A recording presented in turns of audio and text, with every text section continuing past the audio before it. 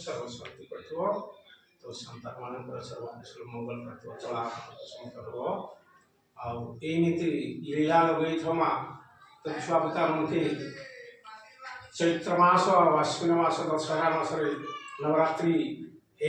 तो संतान मैंने प्रसाद सेवन करूँ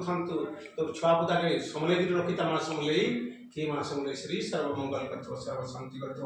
ओम नवदुर्गाय नमः नवदुर्गाय नमः प्रथम शैलपुत्र द्वितीय ब्रह्मचारिणी तृतीय चंद्रघंटा चतुर्थी चतुष्मंडा